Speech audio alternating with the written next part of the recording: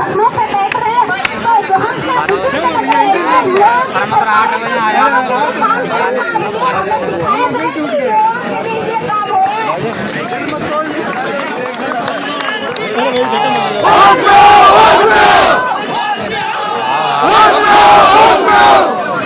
बजरंग जी होश में आओ, होश में आके काम करो। मनोज होश में आओ,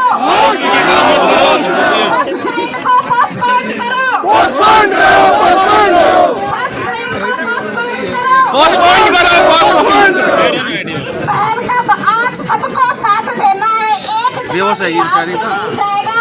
कल सीएम न्यूट्रल बैठक होगी, जब ये आरपीएससी की कृपा करके साथ दो, हमें कल की तारीख में अपना प्रेस नोट निकलवाना है, चाहे कुछ भी हो जाए, लड़ेंगे जीतेंगे, चाहे कुछ भी हो जाए।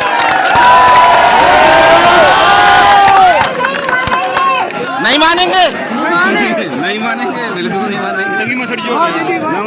बैठी रहती है। आप ये भी इनसे कुछ सीखना चाहिए और इस आंदोलन को मजबूत करना चाहिए। मैं भाग्यशाली से कहूँगा कि अपने भाइयों को भी 2 मिनट आप अपनी बात रखें और सरकार के सामने भी अपनी बात रखें और इस आंदोलन को मजबूत करने के लिए भी आप अपनी बात रखें, इससे आंदोलन और मजबूत हो। सबसे पहले मैं आप सभी का यहाँ आके आप लोगों के सहयोग के लिए यहाँ एकत्रित हुए, उसके लिए मैं आप सबका तहे दिल से धन्यवाद करना चाहती हूँ। आज हम यहाँ एकत्रित हुए सिर्फ और सिर्फ हमारी एक जायज मांग के लिए, कोई हमारी नाजायज मांग नहीं है। इस सरकार से जो ये सरकार अपने कान बंद करके तेल डाल के बैठी हुई है, इनके एक जू तक नहीं रह रही है। यहाँ हमारी ये बहन 3 दिन से भूखी रही है, पानी तक नहीं पी रही है, खाना इन्होंने खाया नहीं है, बेहोश है। उनकी बेटी है, सरकार की बेटी, आप लोगों की बहन अगर इसी तरह कहीं लेटी हुई होती और भूखी प्यासी होती, आप लोग देख सकते थे क्या? आज ये यहाँ पे लेटी हुई है। सरकार का कोई भी इंसान यहाँ आके, कोई भी पदाधिकारी यहाँ आके हमसे एक बार भी वार्ता करना जरूरी नहीं समझ रहा है। ऐसी कैसी सरकार है ये? सरकार की ऐसी तानाशाही नहीं चलेगी। ये लोकतंत्र चल रहा है राजस्थान में, तानाशाही सरकार चल रही है, इसका जवाब दिया जाए हमें। आप सबसे मैं पूछना चाहूंगी कि एक इंसान 2 जगह उपस्थित हो गए, एक साथ में 2 पेपर दे सकता है क्या? तो फिर हम लोग एक इंसान में 2 जगह स्टूडेंट कैसे पेपर देंगे? क्या आप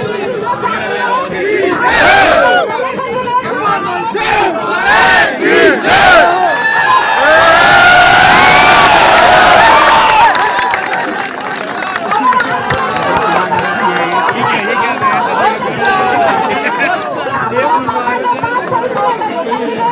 जितने ना तो रुपए ना हमारे पास पेपर खरीदना जितने रुपए हैं, तो कृपा करके एक नेट तो बढ़ा दो कि हमें ये नेट का पेपर देके हम असिस्टेंट प्रोफेसर के लिए एलिजिबल हो जाए। एक तरफ तो आप हमसे बोलते हो कि अगर पेपर नहीं दिया तो हम आपको बाहर कर देंगे, अगले डिबार कर दिया जाएगा अगर पेपर में अनुपस्थित रहे। तो अब हम अगर पेपर में अनुपस्थित रहेंगे तो फिर हम बाहर नहीं होंगे क्या? आरपीएससी इसका जवाब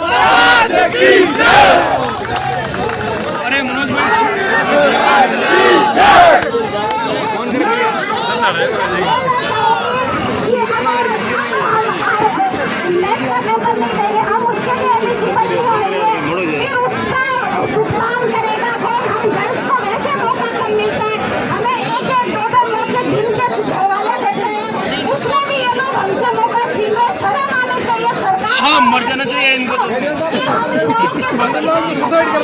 लोगों को हमने छुट्टी भेजा है यहाँ से धरातल से, हमारे मुख्यमंत्री जी बोलते हैं मैं धरातल से जुड़ा हुआ इंसान हूँ, धरातल से जुड़ा हुआ इंसान की वजह से आज मेरी बहन पूरे गाँव में धरातल पर पड़ी हुई है। इस पे कोई आके सुनेगा?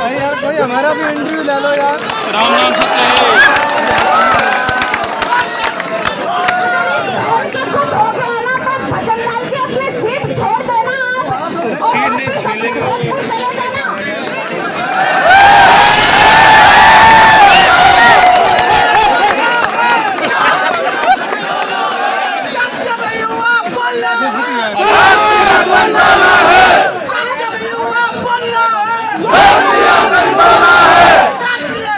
जिंदाबाद।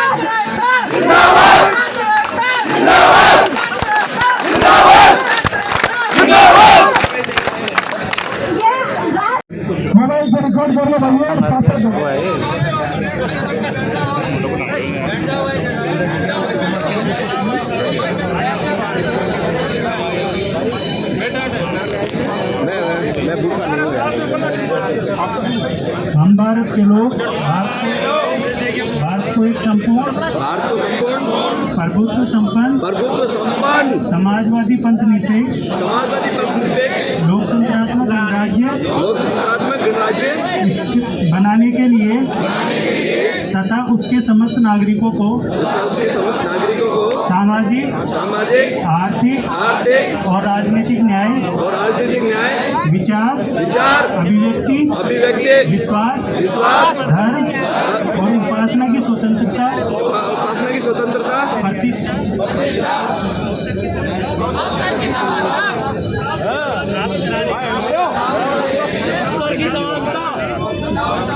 और अवसर की समानता और राष्ट्रीय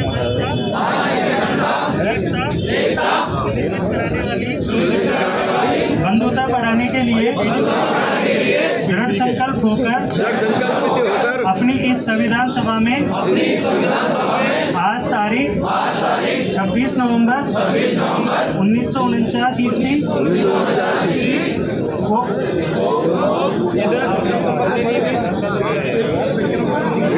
द्वारा इस संविधान को अंगीकृत अधिनियमित और आत्मसमर्पित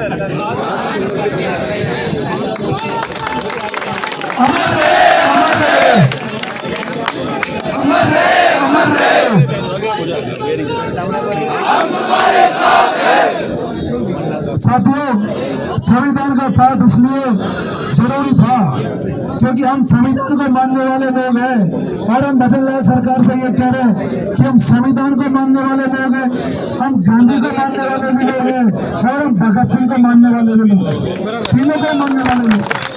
कई सरकार ये सोचे कि अगर गांधी को मानने वाले लोग हैं इनके दो लाठी दे लो, गलत बात है। हम भगत सिंह को भी मानते हैं, एक भी लाठी पड़ी तो उसका जवाब भी ये बच्चा देना जानते हैं। ये बच्चे कमजोर नहीं है, पढ़े लिखे बच्चे हैं, अपने हक अधिकार को जानते हैं, अपने कर्तव्यों को समझते हैं। आगे से हम किसी को परेशान करेंगे नहीं। हमारा शांतिपूर्ण ढंग से धरना चल रहा है, हमारी मांग संवैधानिक है, इसलिए संविधान का पाठ करना जरूरी था कि हम संविधान के दायरे में और इस मांग को कर रहे हैं जो भी संवैधानिक मांग है। अगर सरकार संवैधानिक मांग को भी पूरा नहीं करती है तो इससे बुरा उदाहरण कुछ नहीं हो सकता लोकतंत्र में कि तो सरकार लोकतंत्र की दुहाई देती है। जो नेता बढ़ते हैं संविधान की शपथ लेते हैं और संविधान की शपथ लेने के बाद में आम जनता को भूल जाते हैं, तो हम उनको याद दिला रहे कि हम संविधान के दायरे में रहते हुए और संविधान को मानते हुए और एक नया संगत मांग कर रहे हैं जिसमें सरकार को हमारी मांग सुननी चाहिए। तमाम भाई एक बार पूरी तेजी से नारे लगाएंगे, पोस्ट गिरो, पोस्ट बंद करो,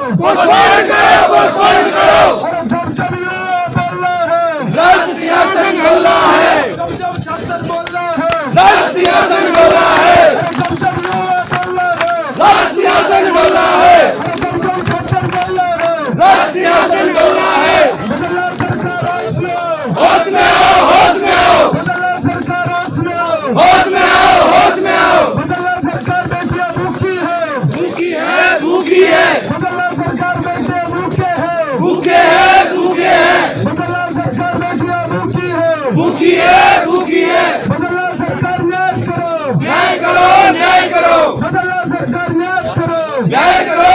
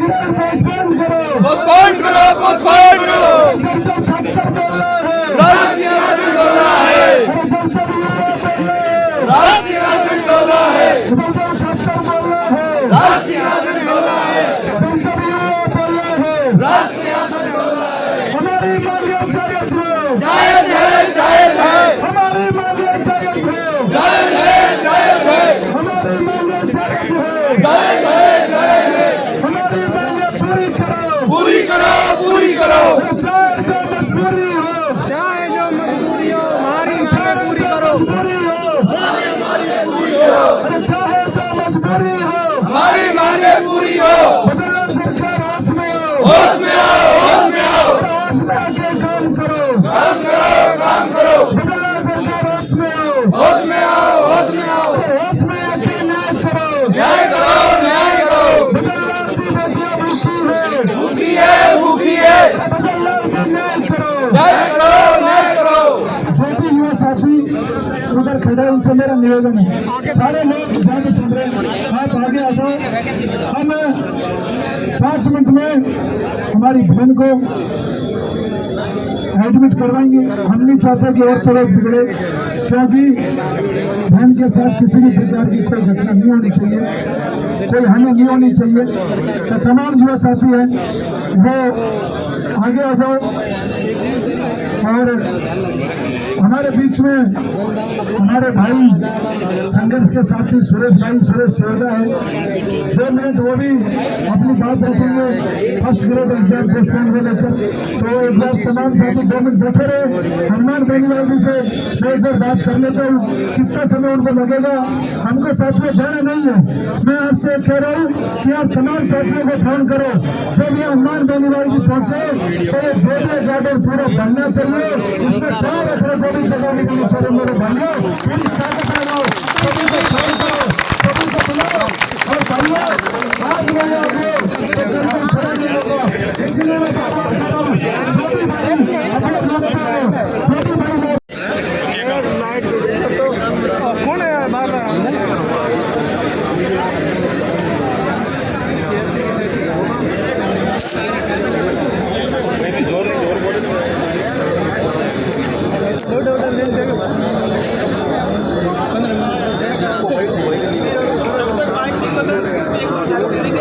भजनलाल जी होश में आओ, होश में आओ, होश में आओ। हमारी मांगे पूरी करो, पूरी करो, पूरी करो। हमारी मांगे पूरी करो। पूरी करो, पूरी करो। First grade postpone, postpone, postpone. First grade postpone, postpone, postpone. First grade postpone. Postpone, postpone. Bhajanlal ji होश में आओ, होश में आओ, होश में आओ। युवा को न्याय दो, न्याय दो, न्याय दो। साथियों, आज जो सरकार का रवैया युवाओं के प्रति है वो बहुत ही निराशाजनक है। लेकिन भजनलाल जी ये नहीं जानते कि वो कोई परमानेंट सीएम नहीं है। क्या हुआ 25 से लॉटरी लग गई तो? अगर इन युवाओं को परेशान किया, अगर इन युवाओं को बार बार प्रताड़ित किया, इनकी मांगे नहीं मानी गई तो आप भूल जाओ कि राज आपका होगा। आज कांग्रेस भी विपक्ष की भूमिका में नहीं आ रही, ना बीजेपी के नेता सुन रहे हैं। आज मैंने देखा भाई मनोज जी के साथ सभी साथियों ने खून से पत्र लिखा। ये कोई छोटी बात नहीं है साथियों, अपने खून से पत्र लिखना। लेकिन फिर भी ये हट धर्मी सरकार अपनी बात पे अड़ी हुई है। मैं सरकार से मांग करता हूँ कि सभी साथियों की जायज मांग है फर्स्ट ग्रेड पोस्टपोन की, तो फर्स्ट ग्रेड को पोस्टपोन किया जाए, क्योंकि 2-3 परीक्षाओं में तिथि में टकराव हो रहा है। तो फर्स्ट ग्रेड में उचित समय देते हुए इसको आगे बढ़ाया जाए। बहुत बहुत धन्यवाद साथियों।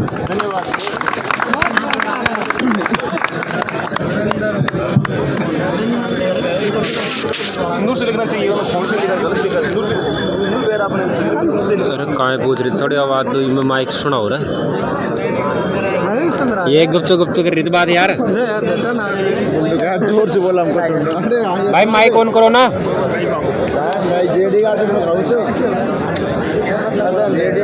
जो कुछ बात हो सबको सामने होनी चाहिए। तो नहीं आ रही।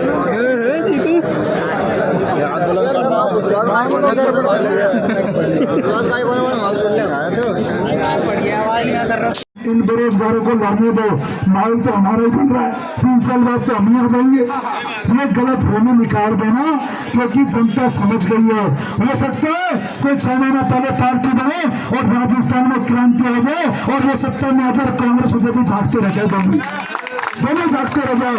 बदलाव की मुहिम हमें करनी पड़ेगी मेरे भाइयों, नहीं तो हम कुटते रहेंगे, पिटते रहेंगे और ये लोग हमारा वोट लेते रहेंगे और फिर कांग्रेस आ जाएगी, फिर बीजेपी आ जाएगी और धरने चलते रहेंगे। हमें इन्हीं को भी सबक सिखाना है। बीजेपी को तो लोग सुन नहीं रहे या बहनें भूखी बैठी है। मेरे भाइयों, अगर आपका सही मायने में थोड़ा सा भी जमीर जिंदा है, अगर इन बहनों को कुछ हो गया तो मैं इनके परिवार को क्या जवाब दूंगा? मेरे पास क्या जवाब हो? कोई जवाब नहीं है मेरे पास। तो मैं आप भाइयों से कह रहा हूँ कि इस आंदोलन को मजबूत करो और इस लड़ाई को मजबूत करो, जिससे हम इस लड़ाई को जीते। और भाइयों, आप रिकॉर्ड करो, इस बात को रिकॉर्ड कर लो कि बड़ी ईमानदारी से कह रहा हूं, अगर फर्स्ट ग्रेड पोस्टपोन की मांग सरकार नहीं मानती है तो 3 साल में युवाओं की कोई भी मांग ना तो जायज होगी और ना सरकार ये मानेगी। जब जायज मांग को नहीं मान रही है तो ये सरकार क्या मांग मानेगी? मेरे को बताओ, मान लेगी क्या? बताओ मेरे को। जब सारे तर्क हमने दे दिए, सारी बात इनको समझा दी और उसके बावजूद अगर सरकार को ये मांग जायज नहीं लगी तो मैं बड़ी ईमानदारी से कह रहा हूँ 3 साल में सरकार को कोई मांग जायज नहीं लगेगी, कोई मांग जायज नहीं लगेगी। और ये नहीं सुनेंगे, मैं आपसे बार बार कह रहा हूँ। हमारे इस भाई